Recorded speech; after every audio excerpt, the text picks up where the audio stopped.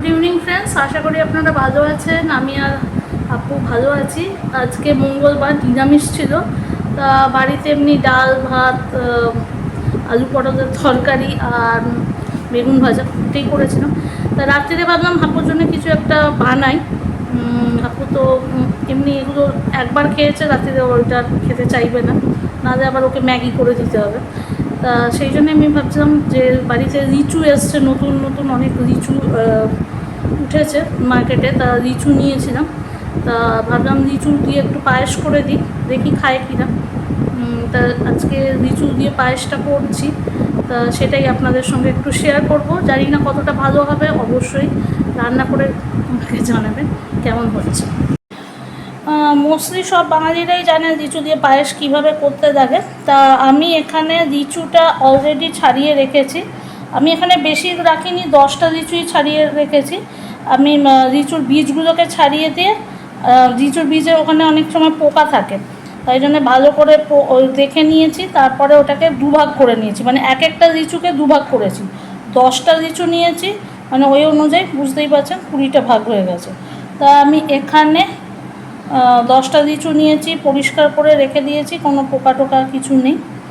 এখানে আমি নিয়েছি হচ্ছে দুধ আমি মোটামুটি বেশি নিইনি, 500 নিয়েছি, 250 মতো করবো, ঘন করে নেবো।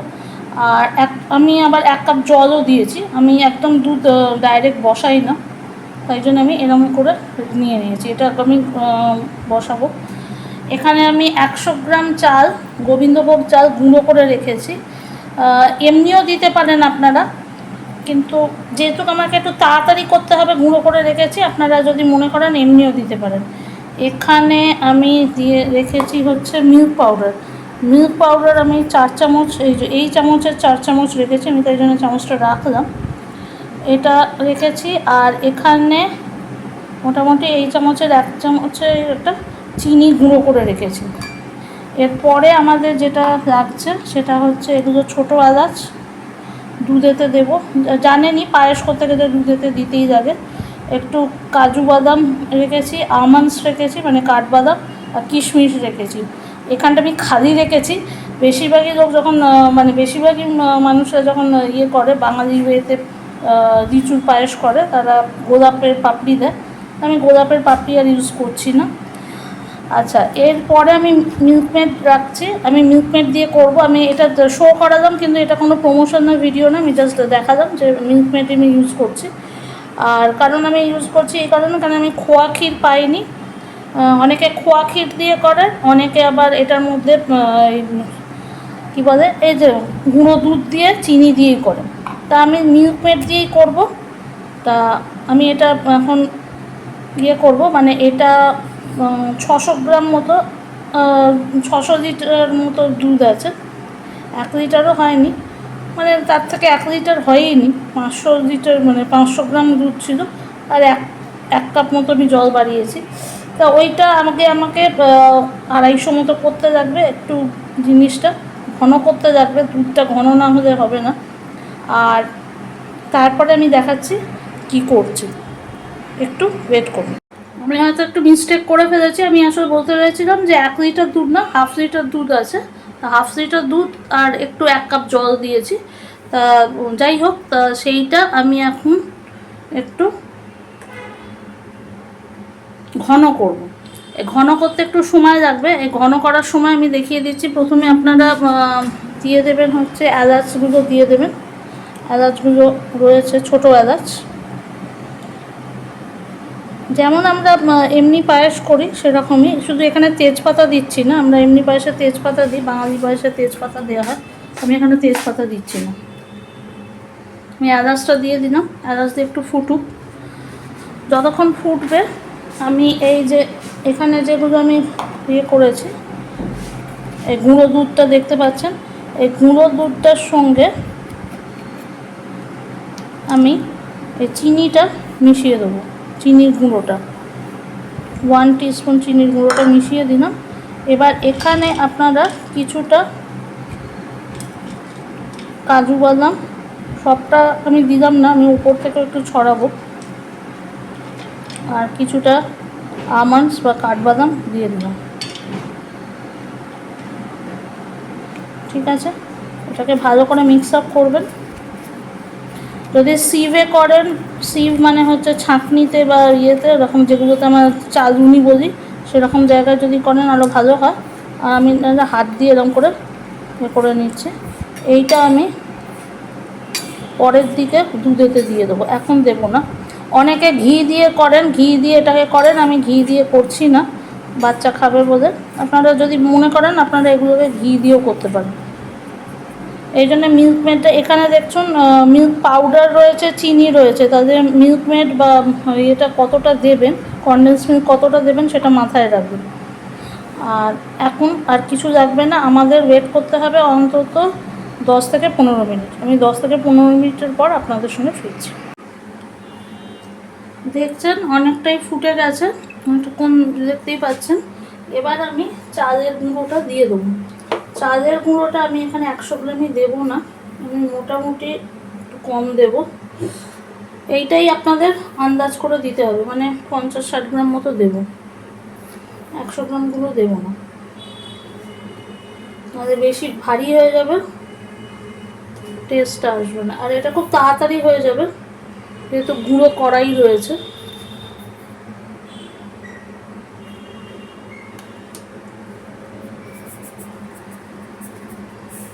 হয়ে গেছে দেয়া। এবার এটাকে আমাকে আস্তে আস্তে করে নাড়িয়ে যেতে হবে, দেখবেন যেন নিচে লেগে না যায়। এইটাই অ্যাকচুয়ালি যেন আগে ভালো করে দেখবেন যে চালটা ভালো করে সেদ্ধ হয়ে যায়, তারপরে আমরা মিল্কমেডটা দেবো। এরকম করে আপনাদের আস্তে আস্তে করে নাড়াতে থাকবে যাতে নিচে কোনো রকমভাবে আটকে না যায়। অন্তত 5 থেকে 10 মিনিট তো আপনাদের করতেই লাগবে। সো 10 মিনিট পরে আমি আবার ফিরছি। দেখতে পাচ্ছেন আমি এটা করে নিয়েছি, আমি 10-12 মিনিট পরে ফিরে আসছি। এটা হয়ে গেছে। এবার আমি মিল্কমেডটা দিয়ে দেবো। মিল্কমেডটা আপনারা যতটা মিষ্টি খান সেই হিসেবে দেবেন। আমি মোটামুটি 3-4 চামচ দিচ্ছি, একটা হিসেবই আছে আমার। মিল্কমেডটা দিয়ে দেবো। এবার আমি আরও 4-5 মিনিট ওয়েট করব, তারপর ওটা হয়ে গেলে লাস্টে আমি কী বলে মিল্ক পাউডার দিয়ে যেটা বানিয়েছিলাম আমন্ডসগুলো, মানে ড্রাই ফ্রুটসগুলো, সেইটা দেব এর মধ্যে। তা আমি এক হাতে করাতে আমার একটু অসুবিধা হয়ে যাচ্ছে, তা আমি আপনাদের 5 মিনিট পরে ফিরছি। দেখতেই পাচ্ছেন এটা হয়ে গেছে, 6 মিনিট হয়ে গেছে। আমি এবারে এইটা দিয়ে দিলাম, কাজু কিশমিশ, কিশমিশ দিইনি, কাজু আর আমন্ডস যেটা দিয়ে মিল্ক পাউডার দিয়ে করেছিলাম। আর এটা আমি আর 3 থেকে 4 মিনিট এটাও নাড়াবো, নাড়িয়ে তারপরে এটা পুরোটাই এই দুধটাকে আমাকে ঠান্ডা করতে হবে। ঠান্ডা করতে হবে এই কারণে, কারণ এই দুধটার মধ্যে আমি লিচু দিতে পারবো না, কারণ লিচুর মধ্যে যে টক ভাবটা থাকবে সেইটা থেকে পুরো দুধটা কেটে যেতে পারে। তাই জন্য আমাকে এটা ঠান্ডা করতে হবে। এটাই দেখতে পাচ্ছেন আমি এটা আস্তে আস্তে নাড়াচ্ছি যাতে ওটা মিক্স আপ হয়ে যায়। এরপরে ঠান্ডা করে তারপর আমি যখন ওটা প্লেটিং করব তখন আপনাদের দেখাবো। তা আপনাদের 15 থেকে 20 মিনিট ওয়েট করতে হবে। যে এবার আপনারা দেখছেন আমি বোলের মধ্যে লিচুগুলোকে এরকম করে করে সাইজ করে রেখে দিয়েছি। এটা দেখুন ঠান্ডা হয়ে গেছে, আমি 20 মিনিট সময় দিয়েছি, একদম ঠান্ডা হয়ে গেছে তারপরে আমি দিচ্ছি। আগে আমি দেখে নিয়েছিলাম 15 মিনিট পর, তাও দেখলাম একটু একটু গরম আছে। এরপর যেমন আমরা বিরিয়ানিতে লেয়ারিং করি আমি সেইভাবেই লেয়ারিং করছি। একটু দিয়ে দিলাম কিশমিশ, বেশি দেবো না, অল্প দেবো। আমার এখানে ছোট বোল আছে, আপনারা একটু বড় বোলে দেবেন, তাদের দেখতে ভালো লাগবে সার্ভ করার সময়। দেখতেই পাচ্ছেন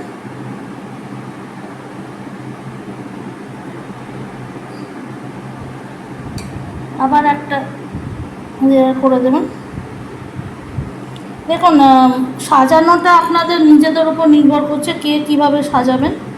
আমি একদম এটার মধ্যেও অনেকে দিয়ে দেন, আমি সেরকমভাবে দিলাম না, আমি একটু লেয়ারিং করে দিলাম যাতে দেখতে ভালো লাগে।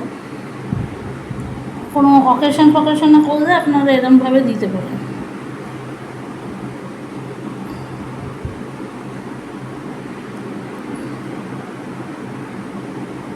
ওকে, এটা দেখতেই পাচ্ছেন। এবার আমি আরেকটু দিয়ে দিচ্ছি, আর বাকিটা আমি ওপর থেকে দিয়ে দেবো।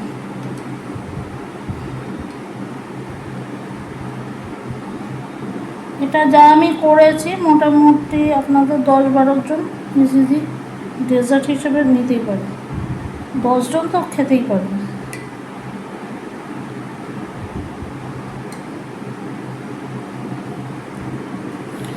এখানে আমি এটা দিচ্ছি, আপনারা ওই যেটা আমি বললাম কী বলে, গোলাপের পাপড়ি দিয়ে দিতে পারেন, কারণ সবটা সাদা থাকছে তো গোলাপের পাপড়ি দিতে দেখতে ভালো লাগে। তা আমি আর গোলাপের পাপড়ি আনিনি, আমি এখানে কাজু কিশমিশ আমন্ডস দিয়ে সাজিয়ে দিলাম। ওকে, খেয়ে দেখবেন, আমি খেয়ে দেখেছি মিষ্টিটা একদম আমার যেরকম লাগে সেরকমই হয়েছে, খুব ভালো হয়েছে। অবশ্যই খেয়ে দেখবেন। আর এটা যদি একটু ঠান্ডা করে রাখেন, মানে ফ্রিজে যদি 10-15 মিনিট রাখেন, আরও খেতে ভালো লাগবে। ওকে, তা আজকের মতো এতটাই। আশা করি আপনাদের ভালো লাগবে। রান্না করে একবার দেখবেন, যারা জানেন অবশ্যই আমাকে সাজেশন দেবেন, কমেন্টস করবেন যে কোনো জায়গায় ভুল হলে আমি রেকটিফাই করব। কমেন্টসে জানাবেন, সাজেশনস দেবেন। আর love you all, take care. অনেক রাত হয়ে গেছে, তা আজকের মতো এতটাই। Okay, bye, see you in next blog.